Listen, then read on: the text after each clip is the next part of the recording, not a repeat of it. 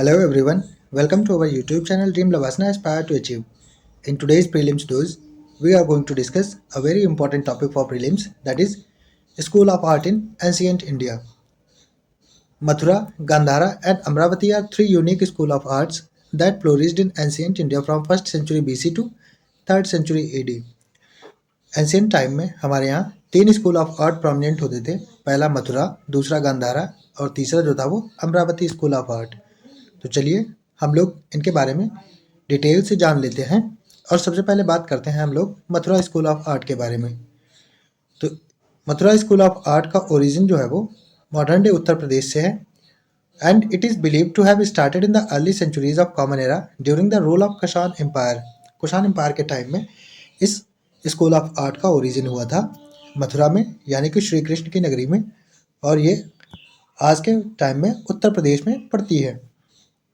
अब इसके prominent features के बारे में बात करें तो इसका जो पहला प्रोमिनेंट फीचर है वो है this school of art was heavily influenced by Greco Roman art as well as indigenous Indian traditions. इस स्कूल ऑफ आर्ट में जो इन्फ्लुएंस था वो ग्रेको रोमन आर्ट का काफ़ी ज़्यादा था और जो इंडिजीनियस इंडियन ट्रेडिशंस में बनती थी उनका भी मिला जुला असर था। दूसरा, it is known for its realistic and naturalistic representation of Buddha, Bodhisattvas and other deities. इसको रियलिस्टिक और नेचुरलिस्टिक रिप्रेजेंटेशन के बारे में जाना जाता है। और किसका रिप्रेजेंटेशन ये करते थे ज़्यादातर? बुद्ध भगवान का और दूसरे डिटीज़ का भी। The figures in Mathura school of art are depicted with distinct Indian facial structure.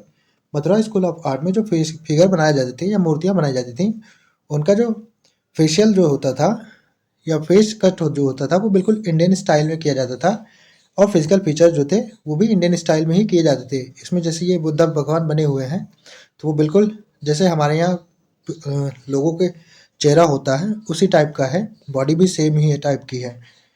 और चौथा जो इसका फीचर है, the sculptures are rich with sensuous figures, intricate drapery and lifelike expressions. इस इमेज को देखो, ऐसा लग रहा है बुद्ध भगवान सो रहे हैं। तो इसमें जो कलाकार जो मूर्ति बनाता था वो पूरा अपना जान लगा देता था मूर्ति बनाने में और मूर्ति इतनी जीवंत होती थी कि ऐसा लगता था जैसे कि वो बिल्कुल असली है या कोई आदमी सो रहा है, इस टाइप के एक्सप्रेशंस आते थे।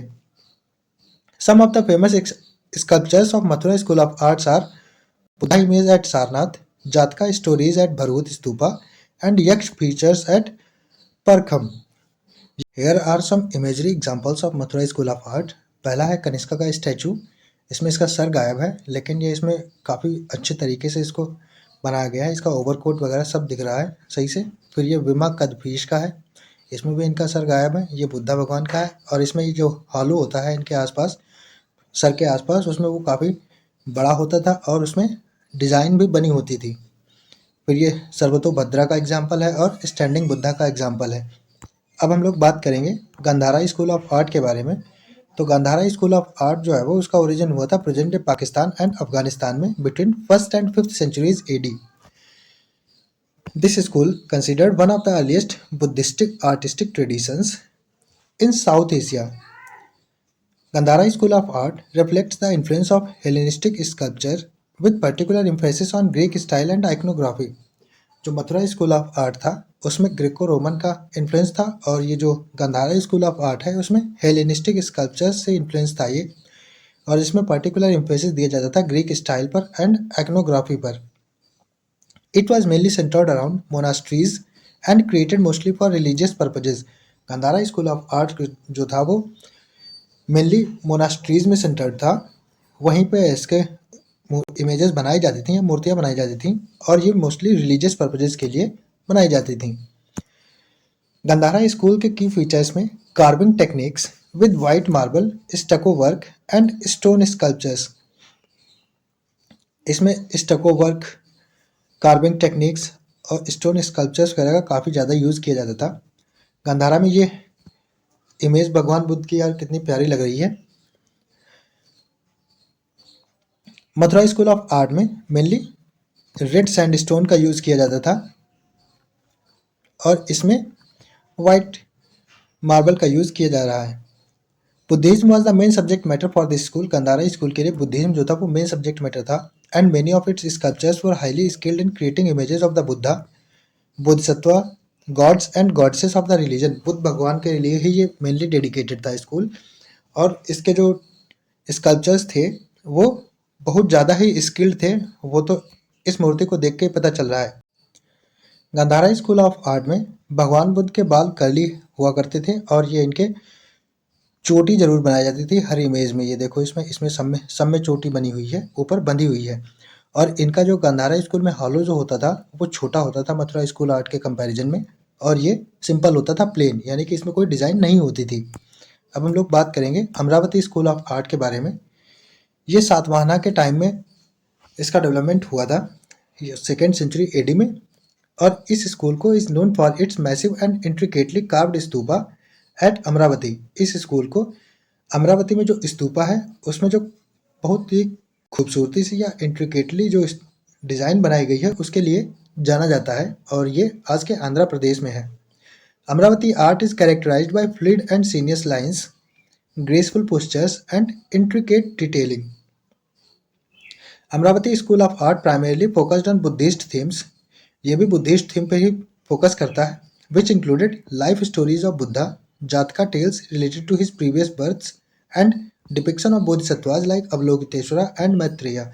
गांधारा स्कूल ऑफ आर्ट भी भगवान बुद्ध से ही इंस्पायर्ड है, उन्हीं की इमेजेस बनाता है। लेकिन अमरावती स्कूल ऑफ आर्ट और गांधारा स्कूल ऑफ आर्ट में फ़र्क ये है कि अमरावती स्कूल ऑफ आर्ट में उनकी स्टोरीज़ को डिपिक्ट किया जाता है और गांधारा स्कूल ऑफ आर्ट में भगवान बुद्ध की इमेजेस को बनाया जाता है। तो ये इनका एक फ़र्क है। और stupa at Amaravati is considered one of the finest example of Indian Buddhist art. Indian Buddhist art का जो अमरावती स्तूपा है वो एक फाइनेस्ट एग्जाम्पल माना जाता है।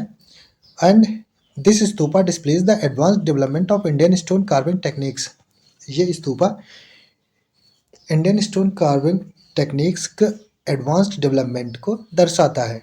यहाँ पे देख लो, ये अमरावती स्कूल ऑफ आर्ट में भगवान बुद्ध से रिलेटेड स्टोरीज़ को दर्शाया गया है। और इसमें एक चीज़ और है, बॉडी के जो बेंट हैं वो 3 जगह से होते थे, या त्रिभंगा पोस्चर भी इसको बोलते हैं कि बॉडी में 3 बेंट दिखाए जाते हैं। तो ये चीज़ भी ध्यान रखना, अमरावती स्कूल ऑफ आर्ट में बॉडी में 3 बेंट्स दिखाए जाते थे और उसको त्रिभंगा बोला जाता था।